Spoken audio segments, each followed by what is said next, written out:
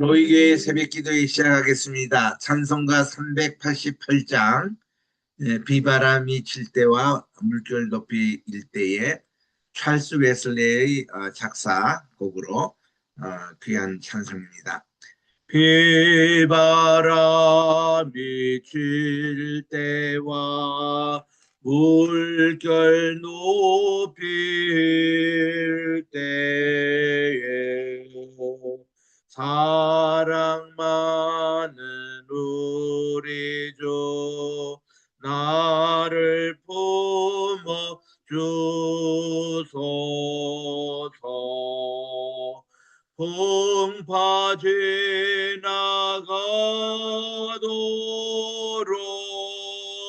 나를 숨겨주시고 안식 얻는 곳으로 주여 인도하소서. 나의 영혼 피할 때 예수밖에 없으니 혼자 있게 마시고 위로하여 주소서.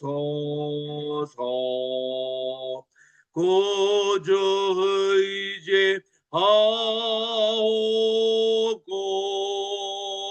도와주심 비오니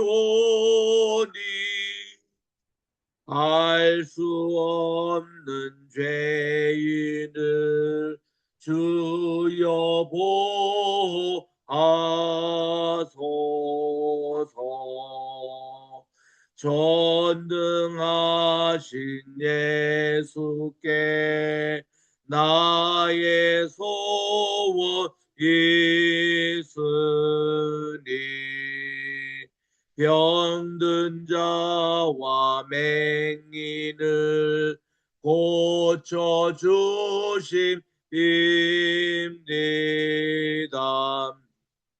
나에게는 죄악이 가득하게 쳤으니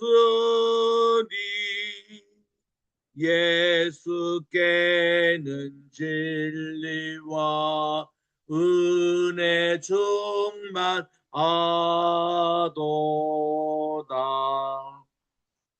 나의 죄를 사하는 주의 은혜 그도다.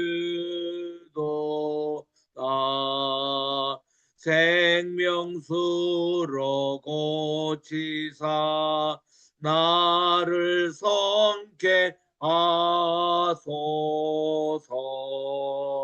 생명수는 예수니 마시게 하시옵고 샘물처럼 내 맘에 솟아나게 하소서. 아멘. 기도하겠습니다. 사랑의 하나님 아버지, 참으로 감사드립니다. 지난 간밤에 저희들에게 또한 좋은 일기 허락해 주시고 또 이렇게 아침에도 선선한 바람 불게 해 주시고 오늘도 이 시간 하나님 아버지여 2026년 7월 30일 목요일입니다.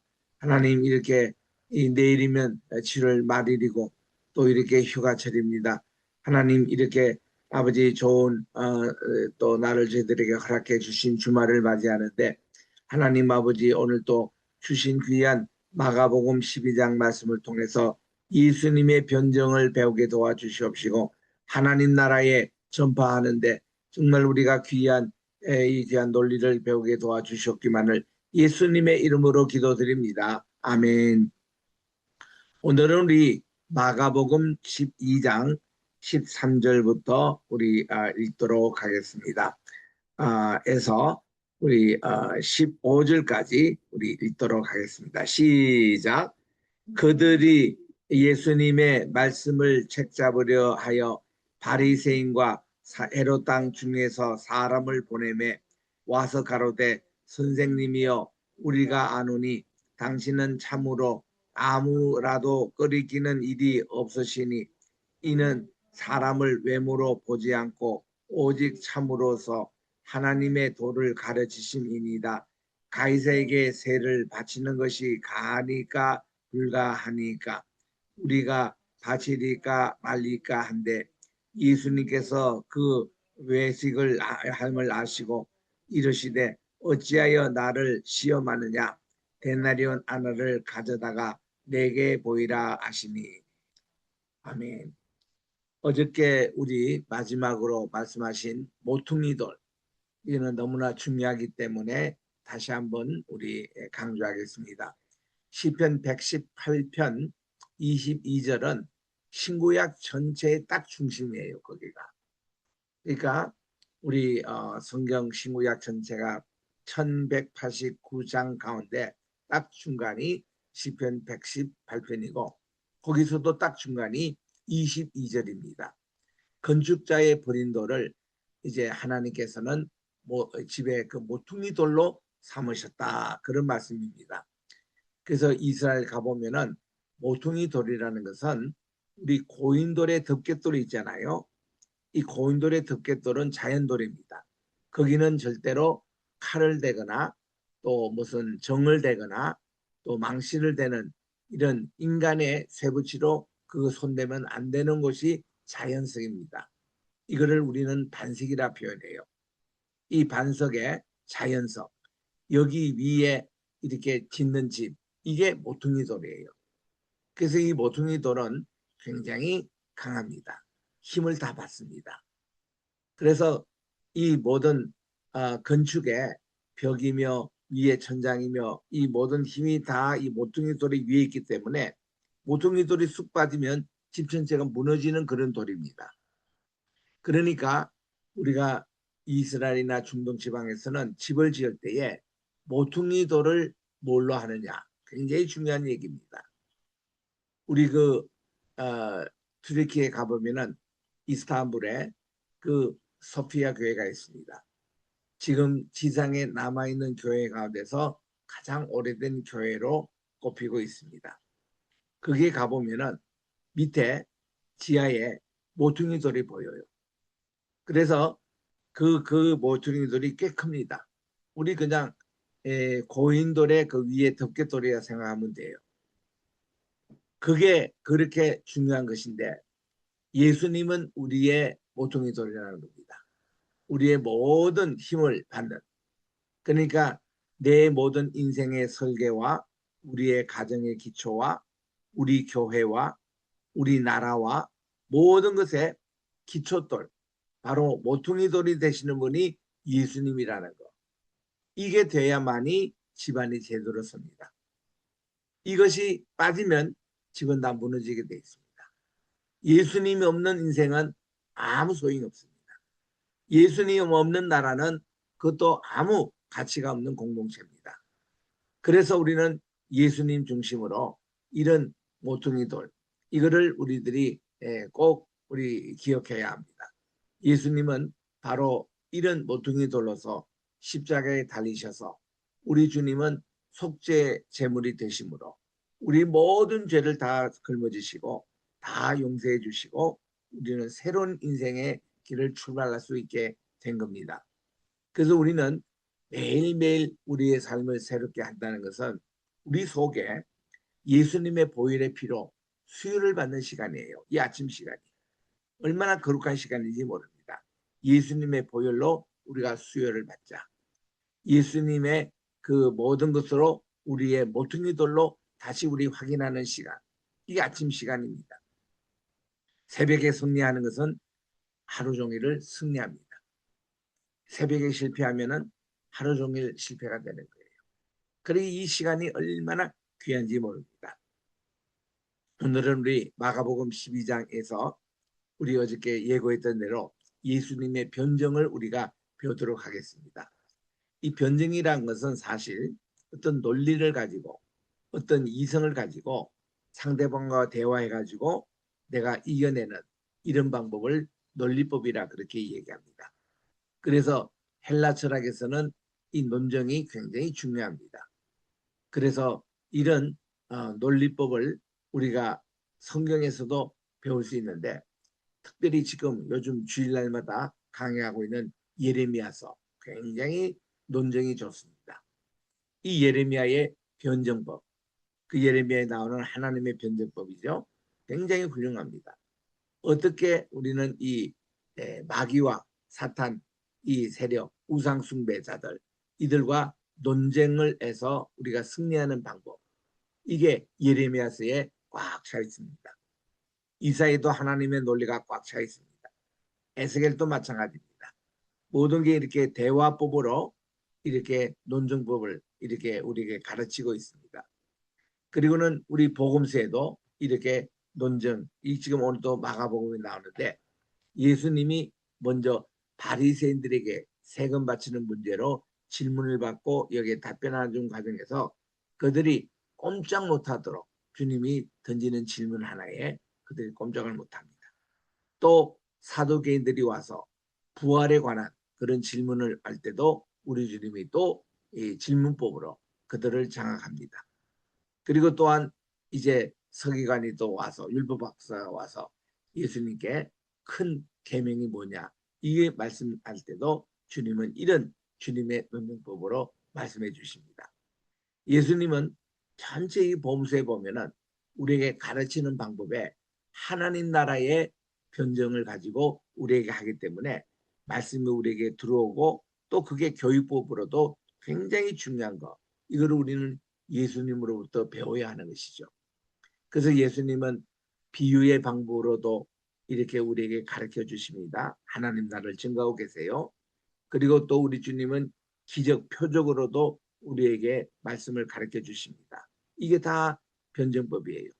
또 예수님은 그 좋은 수사적인 질문을 던짐으로 너희가 내가 마시는 잔을 마시려느냐 너희는 나를 누구라 하느냐 너희는 이 사람들보다 나를 더 사랑하느냐 우리 주님의 그런 질문법으로 우리로 하여금 깨우치고 또 이렇게 받아들일 수 있도록 그렇게 말씀을 합니다. 또 우리 주님은 실질적으로 행동으로서 행함으로 이게 말과 행실로 직접 행함으로 우리에게 가르쳐 주십니다. 세수대에 물을 떠서 제자들의 발을 씻어 주십니다.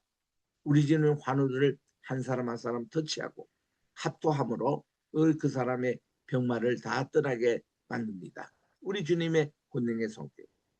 또 우리 주님의 변정은요. 기도의 생활입니다. 예수님의 그 기도, 늘 기도하는 그 자세. 이거는요. 기도는 다른 거 아닙니다. 내 인본주의를 포기하고 하나님의 신본주의를 받아들이는 게 기도입니다. 나의 원대로 하지 마시고 아버지의 원대로 행하셨소. 너희는 먼저 하나님의 나라와 그분의 의를 구하는 것. 이것이 우리 주님의 기도의 모범 속에서 가르쳐주고 계시는 거예요. 그래서 우리는 믿음의 기도. 우리가 믿고 이 나무들어 오늘 마르라 그러면은 뿌리채부터 마르는 것을 제자들도 확인할 수 있는. 그래서 이런 무화과나무 그런 모든 비유나 이것이 주님께서 하신 믿음의 그런 이제 변정이 얼마나 중요하다는 것을 이렇게 가르쳐주고 계시는데 오늘 또 이제 여기에 보니까 바리새인 그리고 헤롯 땅 중에서 사람을 보내며 우리 주님께 이렇게 말씀합니다. 우리 라비어 당신은 참 참되시고 아무라도 끓이기는 일이 없으시니 이는 사람을 외모로 보지 않고 오직 참으로서 하나님의 도를 가르치십니다. 이 친구들이 이런 말이 전부 다 예수님을 설득하려고 예수님에게 기선제압하려고 하는 얘기들입니다. 우리 주님은 그걸 다 아세요. 응? 그리고서는 묻는 말이 이 가이사 황제에게 세를 바치는 건데 이 로마 정부에 우리가 공세 이렇게 정한 공적으로 정한 세금을 바치는 것이 가니까 불가니까 이겁니다. 가이사 로마 정부에 지금 세금 바쳐야 되죠. 당연히 우리가 속국이기 때문에. 그런데 이제 그들이 어떤 말을 꼬투리 잡으려고 하는가 하면은 만약에 로마 정부에 세금을 바치라 그러면 당신은 평소에 하나님 나라 예를 가르치는데 왜 이 세상 정부에 세금을 바쳐야 됩니까? 그렇게 시비도 할 것이고 바치지 말라 그러면 당신은 이 현재 로마 정부에 지금 대항하는 길이기 때문에 현행법으로 체포를 하겠습니다. 이런 어떤 책을 잡으려고 하는 질문입니다. 그때 예수님은 그들의 위선을 아시고 그들의 그 외식함을 아시고 그렇게 말씀합니다. 그들이 지금 속과 겉이 다릅니다. 속에는 저들이 어떻게 하든지 예수님의 약점을 잡아서 예수님을 체포하려고 건수를 지금 올리려고 하는 그 속이 훤히 들여다 보이는데 겉으로는 뭐 예수님에게 뭐 이렇게 참되시고 아무런 것도 꺼림낌이 없고 사람을 외모로 보지 않고 참으로 하나님께서는 하나님의 도를 가르치는 이렇게 장황한 설명을 하는 그런 위선하는 태도 이거를 보시고서는 이렇게 대답하십니다. 너희들이 나를 왜 시험하느냐? 우리는 다 아세요. 주님은 다 아세요. 그리고서는 이 한마디로 그들의 그 쓸데없이 위선하는 것을 박살냅니다. 한마디로. 그리고서는 야 너희들 데나리온 하나를 내게 보여라 그렇게 합니다. 그들은 이제 로마 앞에 데나리온이라는 게 꽤 큰 돈입니다. 한 사람이 하루 종일 일하는 분의 일당에 해당되는 돈이에요. 요즘으로 말하면 우리 15만 원 받습니까? 내가 어떤 노동자는 25만 원까지 받는다는 얘기도 들었어요. 좌우지간 한 중간쯤 되는 한 20만 원에 해당되는 돈입니다. 이 한 데나리온이. 엄청난 돈이죠. 어? 우리나라의 제일 높은 화폐는 5만 원짜리인데 5만 원보다도 훨씬 이게 높은 단위가 데나리온이에요. 그 데나리온 하나 보였습니다. 그랬더니 예수님께서 묻습니다. 이 화상, 여기 지금 데나리온에 있는 여기에 지금 조각된 이 사진, 이거는 누구의 그 사진이냐? 또 이 글이 누구의 것이냐? 그 한 데나리온을 보면은 거기에 가이사, 그 로마 황제의 얼굴이 여기 그려져 있습니다. 그리고 이분이 아우구스투스 황제다. 누구 황제다. 황제의 이름이 이렇게 기록되어 있는 이 화상이에요. 이 데나리온이 돈입니다. 그랬더니 그들이 가로되 가이사의 것입니다. 그런 질문입니다. 그까지는 누구나 다 생각할 수 있는 그런 내용이죠. 이에 예수님께서 가라사대 가이사의 것은 가이사에게로 하나님의 것은 하나님께 바치라 이렇게 말씀을 하십니다. 그랬더니 그들이 꼼짝을 못하고 대답할 말을 잊어버리고 예수님에 대해서 심히 기이 여기더라. 이 말은 그들이 예수님의 그런 논정에 압도를 당하고 패배를 시연하는 겁니다. 할 말을 잊게 만듭니다. 이 말씀은 뭔가 하니 그 당시에 화폐가 두 가지 종류가 있었습니다. 하나님께 와서 헌금을 드릴 때는 이 가이사 초상에 들어간 거 바칠 수가 없습니다. 우상이기 때문에. 이거는 사람의 얼굴이 이렇게 그려진 화상을 가지고 하나님께 예배를 못 드립니다. 이 가지고. 성전에서는 성전 화폐가 통용돼요. 그 세상에서는 로마 화폐, 데나리온이라든지 셰겔이라든지 이런 걸로 이제 아는데 이 성전에서는 반드시 여기에 보면은 사람의 초상화가 아니라 이게 종려나무, 야자수나무 이게 기록되어 있는 이런 셰켈 이런 쪽으로 하나님께 예배를 드리게 돼 있거든요. 그러니까 우리 주님은 가이사의 것은 가이사에게 세금 바치라 이거야. 그 가이사의 거니까. 그러나 하나님의 것은 하나님께 헌금을 드리라는 겁니다. 우리 주님은 두 가지 다 강조합니다. 세금은 세금대로 바치고 또 하나님의 헌금은 헌금대로 주님께 바치라. 이렇게 말하니까 뭐 그들이 꼼짝을 못하는 거죠. 또 우리들은 이런 예수님의 지혜를 배우셔야 됩니다.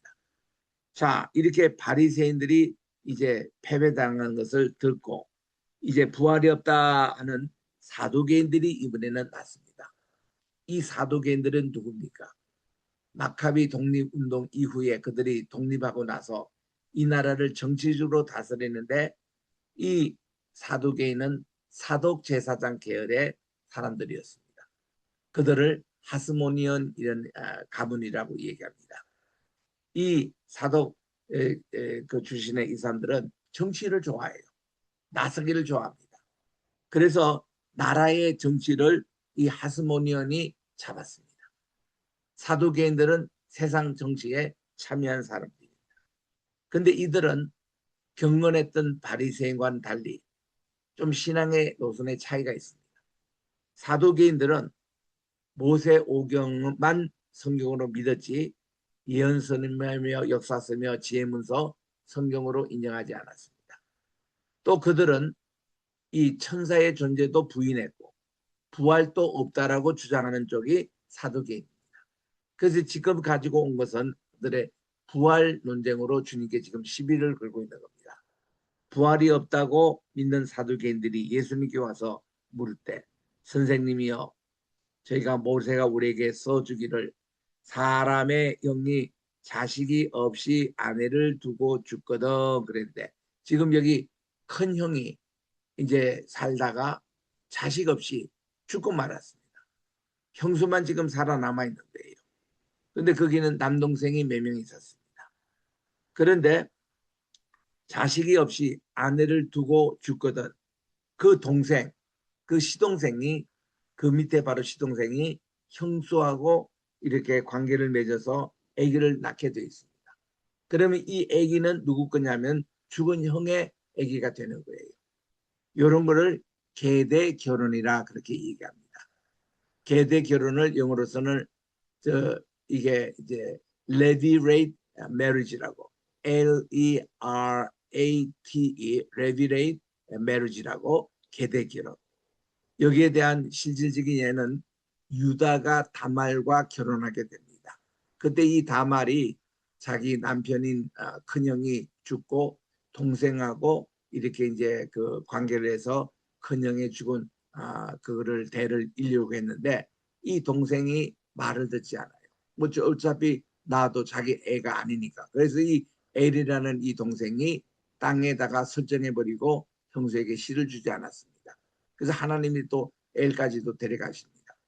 근데 그 밑에 동생이 또 세라라는 동생이 있는데 이 친구는 나이가 어려가지고 이제 다말이 자기 친정집에 가서 기대라고는 했는데 이 막내 그 서방이 다 자랐는데도 그 이 아기를 주지 않았습니다. 그때 이제 다말은 오해를 합니다. 내가 지금 자기 큰 아들하고 결혼해도 자식 없이 죽어버리고 또 둘째도 땅에 설정했다고 죽어버리고 해서 나는 재수 없는 여인이구나. 그래서 이 유다 이 시아버지는 다말이 재수 없는 그 때문에 저 막내 아들까지 죽이면 막내 아들까지 또 이렇게 죽일 수 있는 그런 재수 없는 여인이기 때문에 아예 기억에서 살아끼치게 하거나 다말은 그렇게 오해를 합니다. 그러니까 이제 이 시아버지가 때가 돼도 그 아들을 주지 않으니까 이제 자기가 다 이쁘게 단장을 하고 시아버지가 좋아하는 옷 색깔도 또 향치도 바르고 요즘으로는 향수것도 바르고 그래서 이 시아버지가 양털을 깎으러 가는 길목에 그가 이쁘게 화장해서 그를 유혹을 합니다. 그 유다도 뭐 자기가 오랫동안 지금 이 호레비 신세이기 때문에 그 여인이 또 이렇게 욕을 하는데 그 남성의 본성이 있잖아요. 들어가서 이제 관계를 합니다. 그리고는 그가 뭐 돈이 없기 때문에 자기가 있는 지팡이하고 또 허리끈하고 반지를 빼다가 그 전당 그 품같이 그렇게 그 여인에게 줍니다. 돈 생기면 가지고 와서 이렇게 찾으러 올 거라고. 그리고는 이제 그는 자기 갈 길을 간 거죠. 유다는 그때 임신이 됐습니다. 다말이. 그래서 이 다말이 임신했다는 소식을 듣고 시아버지가 와서 그를 돌로 쳐 죽이려고 했습니다. 이놈 누구하고 관계를 해서 이렇게 누구의 애기냐고 그랬더니 그가 내미는데 유다 자기 자신의 그런 이 반지하고 또 이렇게 허리끈하고 또 이렇게 지팡이를 내다 봅니다. 그랬더니 유다가 보고는 깜짝 놀랍니다. 자기가 몇 달 전에 그 이제 양털 깎으러 갔다가 그렇게 만난 여인이 바로 이 다말이었다는 것을 그제야 깨닫고는 어떻습니까? 아기는 가졌죠. 자기 아기. 그러니 꼼짝없이 그 아이와 결혼하게 됩니다. 그래서 낳은 애가 베레스라는 아기를 낳습니다. 그래서 이 유다 지파가 대가 끊길 뻔했는데 그 다말을 통해서 아기를 낳게 되죠. 그래서 예수님의 족보에 보면은 유다 지파는 다말부터 시작해서 바세바도 또 정통 여인이 아니었죠. 그리고 또한 이제 룻도 이제 모압 여인이었죠. 또 라합도 여리고 여인이었지 않습니까? 그리고 쭉 내려오다가 정상적으로 아기를 갖지 못했던 마리아까지 이렇게 성령으로 잉태가 돼가지고 이렇게 정말 아기를 낳는 5 여인이 다 이렇게 정상적인 결혼이 아닌. 근데 여기가 대부분이 계대 결혼이 있다 그 말이에요. 그 룻은 뭐 좀 틀림없고 또 유다도 마찬가지로 그런 거를 계대 결혼이라 그럽니다. 근데 여기서 이거는 조금 아주 극한적인 그런 얘기를 듣는 겁니다. 이 거기는 칠형제가 있었대요. 그 큰 형이 아기 없이 죽으니까 그다음 둘째 형이 그 형수하고 이제 합반해서 이제 아기를 낳게 했는데 거기도 아기다 없이 둘째도 죽었습니다. 또 셋째도 그렇게 해서 죽었습니다. 그래서 칠형제가 있는데 칠형제가 다 한 여인 이 형수님을 두고 계대 결혼을 했다가 다 죽었대요. 아기도 낳지 않고. 그럴 때에 이제 이들이 부활도 믿지 않는 사두개인들이 그러면은 나중에 부활 때 되면은 그들은 부활도 믿지 않고 천사도 믿지 않는다고 그랬잖아요. 그러니까 그들이 이제 7이 다 후사가 없었고 최후의 여자도 죽었는데 7 사람이 다 그를 아내로 취했으니 부활을 당하여 저희가 살아날 때는 그 중에 네 아내가 되겠습니까? 여인은 하나인데 7 남자가 있어서 누구의 정실 아내가 되겠습니까? 이런 내용이에요.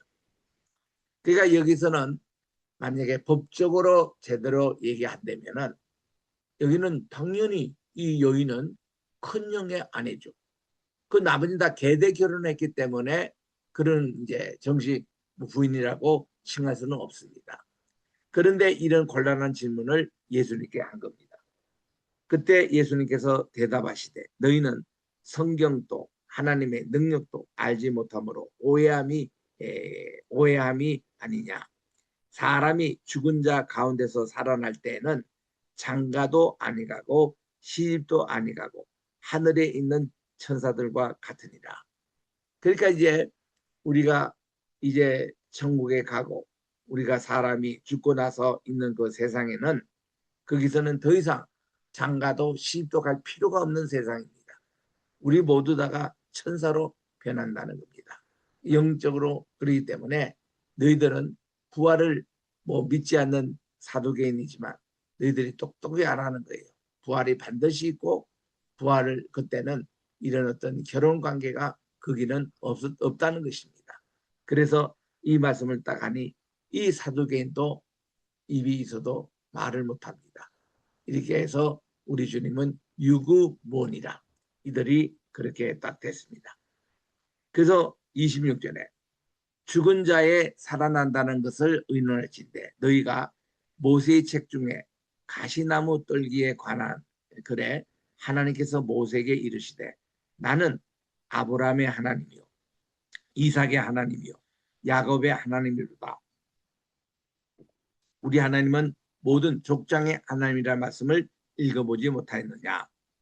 하나님께서는 죽은 자의 하나님이 아니요 산자의 하나님이시라고 너희가 크게 오해했다는 것입니다. 이거 하나님이 모세를 불러주실 때에 불타는 가시덩그리에서 우리 하나님 자신을 그렇게 소개합니다. 나는 전능한 하나님이다 이거예요. 내 이름 바로 여호와라는 것입니다. 전에도 있고 오늘도 있고 내일도 있는 영원히 이렇게 계시는 하나님이심을 그렇게 아시면서 과거에 너희 조상의 하나님 아브라함의 하나님이지 또 이삭의 하나님이지 야곱의 하나님 너희들의 조상의 그 하나님이 곧 모세의 하나님이다 이거예요. 곧 나의 하나님이라는 겁니다. 그래서 저는 이 말씀에 어떻게 크게 은혜를 받았는지, 그 제가 청년 때에 이 말씀을 통해서, 청년도 아니죠. 제가 그때 중고등학교였을 때니까. 그때 이 말씀을 딱 읽는데요. 하나님이 딱 계시로 내게 무슨 말씀을 주시는 거 아니?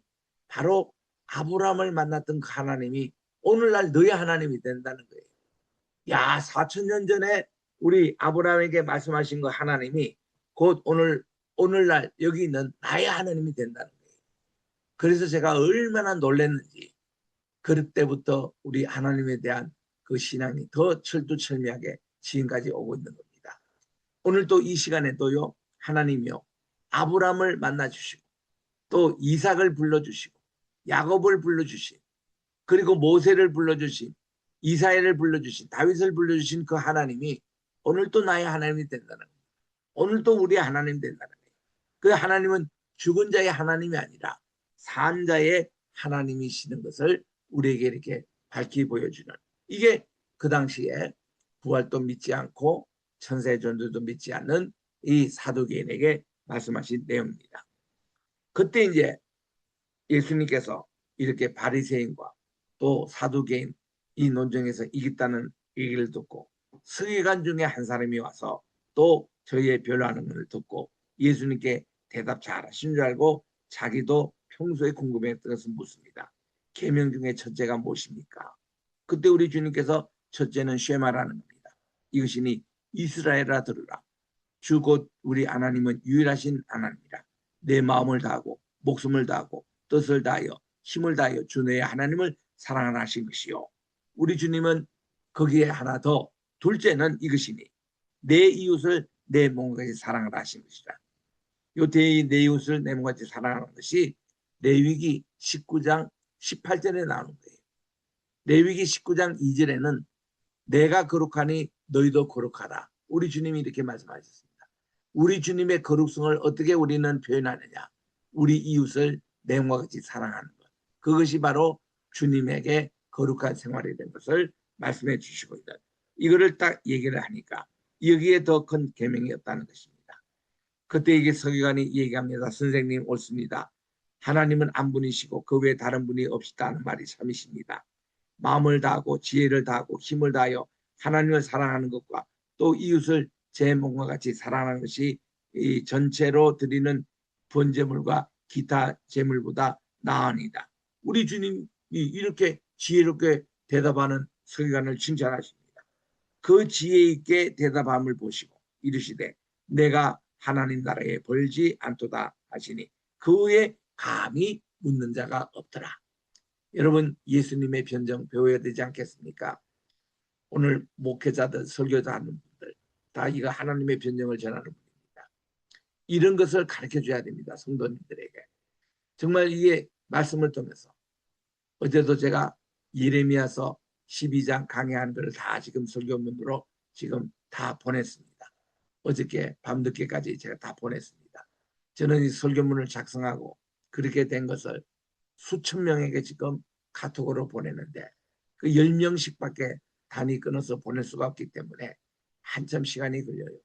그러나 저는 일일이 보내면서 그분들을 위해서 기도하면서 보내기 때문에 그 시간이 그렇게 뭐 지역시기거나 그렇지 않습니다. 그렇게 해서 이 말씀인데, 여러분 예레미야 12장 강의하는 설교도 찬찬히 읽어보십시오. 얼마나 하나님의 변정 이게 강한지. 오늘은 여기까지 하겠습니다.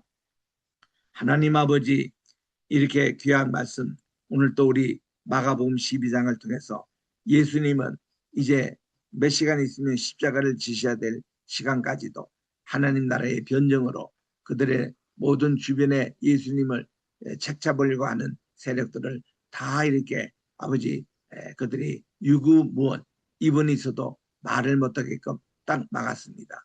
우리 아버지 하나님, 하나님 나라의 변정은 최고입니다.